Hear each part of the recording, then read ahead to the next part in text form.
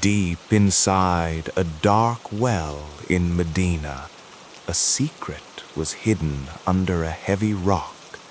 It wasn't gold, and it wasn't treasure. It was a rope with 11 knots, tied with dark whispers and jealousy. This secret weapon was powerful enough to hurt the strongest man in history, the Prophet Muhammad, peace be upon him. It made him feel a heavy weight that he could not explain. It was a silent attack, not with swords, but with the dark arts. How was this spell broken? And how can these same ancient words protect you from anxiety and evil today? You are watching Muslim Story TV. We continue with the stories of the Qur'an surahs. To not miss the series, subscribe to the channel, like the video, and support us with your comments. If you're ready, let's begin.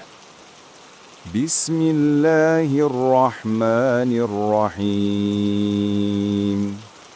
قل أعوذ برب الفلق من شر ما خلق ومن شر غاسق إذا وقب ومن شر النفاثات في العقد ومن شر حاسد إذا حسد.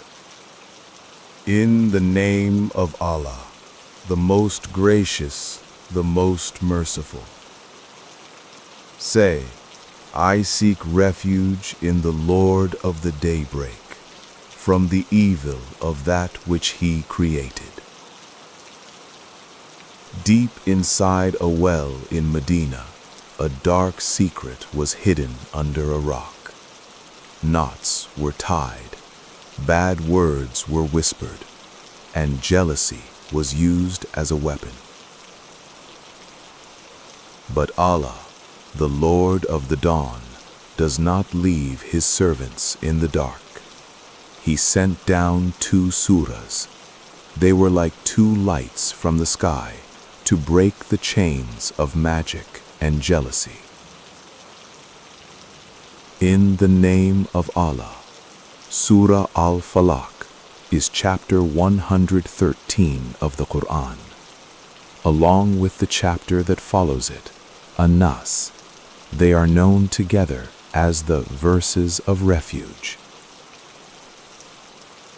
While scholars discuss whether it was revealed in Mecca or Medina, the most famous history connects it to the time magic was used in Medina.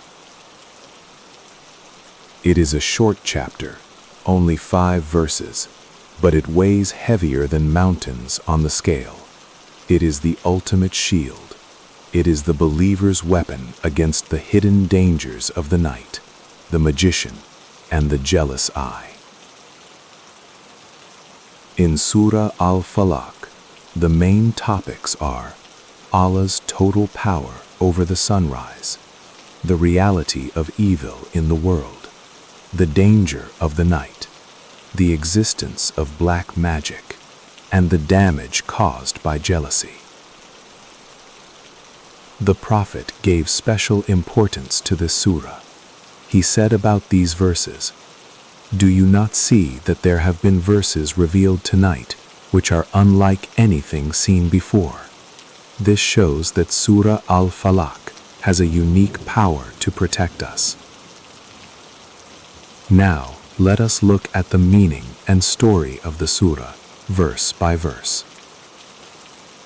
Bismillahir-Rahmanir-Rahim.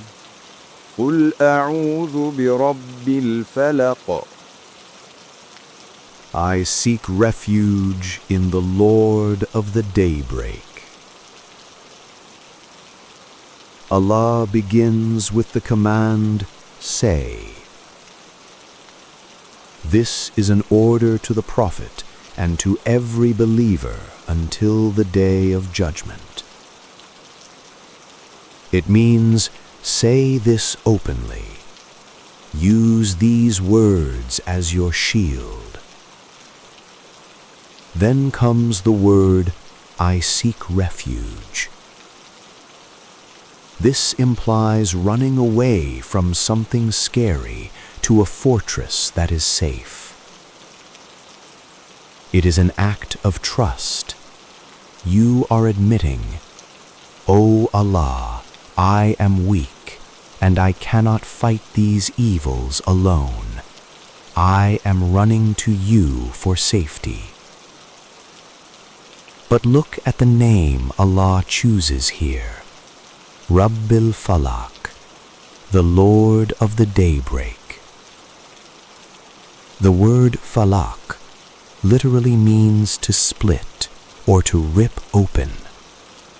It refers to the moment the darkness of the night is ripped open by the light of the dawn. Why this specific name?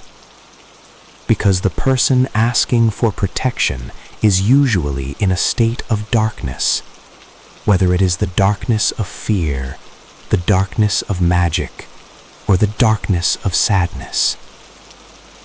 By calling upon the Lord of the daybreak, you know that just as Allah splits the pitch-black night to bring the sun, He can split your problems and bring relief. Some scholars also say Falaq refers to the splitting of a seed in the earth to grow a plant, or the splitting of the womb to give birth. It represents life and light bursting out of dead, dark places. Other explanations, like that of Ibn Abbas, suggest Falaq is a specific pit in hellfire that is so scary, even hell asks for protection from it. By seeking refuge in the Lord of that pit, you are asking the one who controls the punishment to protect you from it. من شر ما خلق. From the evil of that which He created. This verse covers everything. It includes every harmful thing in existence. It includes humans, jinn, animals, viruses, natural disasters, and even the evil inside our own selves. A question often comes up here. Why did Allah create evil? This is a hard question for many. But there is an important point. Allah created everything for a purpose.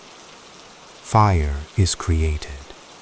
It has evil if it burns your house, but it has good if it cooks your food. The snake has poison, which is evil for the victim, but it is a defense for the snake. Also, this life is a test. Without harmful things, there is no concept of safety. Without fighting against evil, there is no reward for choosing good. However, notice the grammar. It does not say, from the evil of Allah's creation. It says, from the evil of what He created. Evil is not a part of Allah. Perfection belongs to Him. Evil comes from the actions or nature of the created things. When we recite this, we ask Allah to hold back the harm of every single creature in the universe. ومن شر غاسق إذا وقب. And from the evil of darkness when it settles. After mentioning general evil, Allah now focuses on 3 specific times when danger is highest. The first is Gasik, the darkness. The verse means the night when it becomes pitch black and the moon enters into it. Why is the night mentioned specifically? Think about it. Most crimes happen at night. Wild animals hunt at night.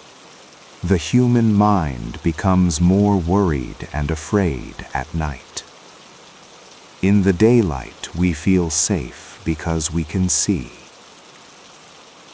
But when darkness settles, our vision is blocked. We cannot see what is coming. This is also a scientific reality. Biologically, the human body changes at night. Hormones change. If a person is lonely or depressed, the silence of the night makes the thoughts louder. The darkness can also be a metaphor.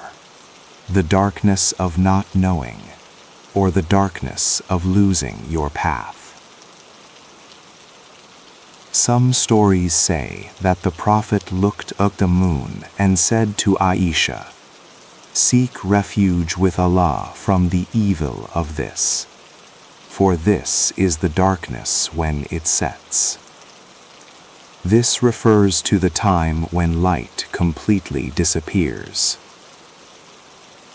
The believer does not fear the dark, but he respects that it is a time when evil forces, both human and jinn, are more active. We place ourselves under Allah's protection during these dangerous hours. ومن شر النفاثات في العقد. And from the evil of the blowers in knots. This verse brings us to the main story of the surah. Blowers in knots refers to the practice of sorcery and black magic. In the past, when a magician wanted to cast a spell, they would take a string or a rope, tie a knot, and say evil words while blowing into the knot with a mix of air and saliva. This was done to tie up the victim's soul or body. The story behind this is chilling. A Jewish man named Labid, who was a hypocrite and a sorcerer, managed to get a comb belonging to the Prophet, which had some of his hair. He tied 11 knots in a bowstring, blew magic into them, and hid this under a rock inside a well called Zarwan. The Prophet began to fall ill. He felt weak and confused. He would think he had done something when he hadn't. This was not a flaw in his prophethood. It was a human trial, just as he could get a fever or be hurt in battle. Allah allowed this to happen so that his followers would learn how to deal with magic. 2 angels came to the Prophet in a dream. One sat at his head, the other at his feet. They told him who did it, how he did it, and where the magic was hidden. The Prophet sent Ali and others to the well. They found the water had turned red like henna, looking like blood. They took out the knots. As the Prophet recited Surah Al-Falaq and Surah An-Nas, for every verse he recited, a knot untied itself. The heaviness lifted from him instantly, as if a rope had been untied from his legs. He stood up completely cured. This verse confirms that magic is real. It is not a myth. It is a dark energy used by those who have sold their souls. However, the verse also teaches us the cure. We do not need other magicians to cure magic. We do not need strange charms. We need the word of Allah. The power of the Lord of the Daybreak is much stronger than the blowers in knots. ومن شر حاسد إذا حسد. And from the evil of an envier when he envies. The final verse deals with perhaps the most common and damaging evil in society: jealousy, envy. What is envy? It is not just wanting what someone else has. That is okay if you don't wish them harm. Envy is the burning desire for the blessing to be taken away from the other person. It is hating how Allah distributed His gifts. The jealous person is basically saying, "Oh Allah, why did you give this to him? He does not deserve it." This is arguing with Allah's wisdom. The verse says, "when he envies." This means that a person might have jealousy in their heart, but it only becomes dangerous when they act on it or focus that negative energy through the evil eye. Science is only beginning to understand the power of the mind and energy. The evil eye is real. The Prophet said, "The evil eye is true. If anything were to overtake what is destined, it would be the evil eye. It can cause sickness, loss of money, and can destroy families."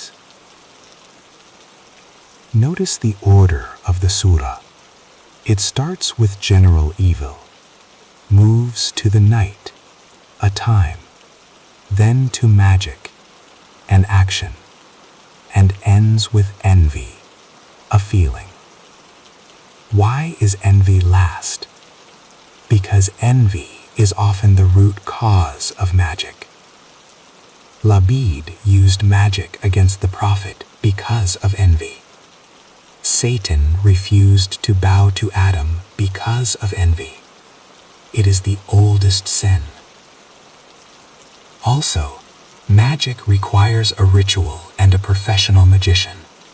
But envy can come from anyone, a neighbor, a friend, or even a relative. It is an invisible weapon that can strike you from anywhere.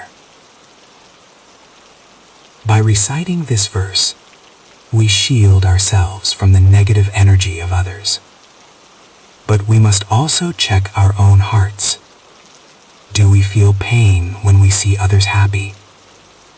If so, we must seek refuge from our own selves as well. This short surah, along with Surah An-Nas, is a complete fortress. The Prophet would not sleep until he cupped his hands, recited Surah Al-Ikhlas, Al-Falaq, and An-Nas, blew into his hands, and wiped them over his entire body. He did this 3 times every night. Think about the peace of mind this brings. In a world full of unseen viruses, crimes, jealous competitors, and spiritual darkness, a human being can feel very small and defenseless. Anxiety is the disease of the modern age. But Allah gave us the cure 1,400 years ago. When you say, "I seek refuge in the Lord of the Daybreak," you are reminding yourself that the darkness is temporary. Just as the sun is guaranteed to rise and break the night, Allah's help is guaranteed to break your difficulties. The surah teaches us that we live in a dangerous world. Yes, there are knots, there is darkness, and there are jealous eyes. But it also teaches us that we have a Lord who controls all of it. The darkness is His creation, and He has power over it. The magician is His creation, and he can stop the magic. The jealous person is His creation, and He can block the harm. So, the next time you feel fear, or you wake up from a nightmare, or you feel the heavy look of a jealous person, do not lose hope. Remember the dark well in Medina and how the light of these verses shattered the strongest magic. Connect your heart to the Lord of Daybreak.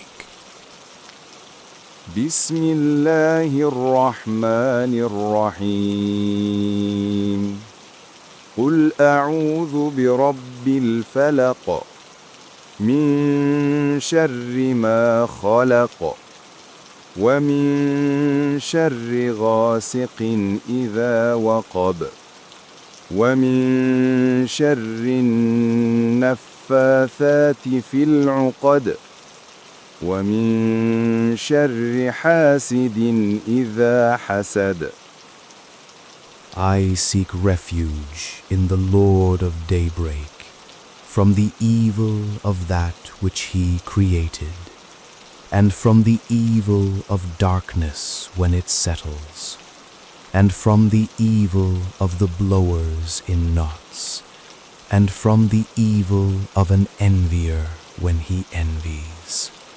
It is a declaration of trust and the ultimate protection for the believer. In this video, we have learned Surah Al-Falaq together with its meaning and deep lessons, God willing. May Allah protect us all from the evil of creation, the darkness of the night, the magic of the wicked, and the envy of the jealous. Please don't forget to subscribe to our channel, turn on the notifications, support us with your comments, and like the video. May Allah reward you.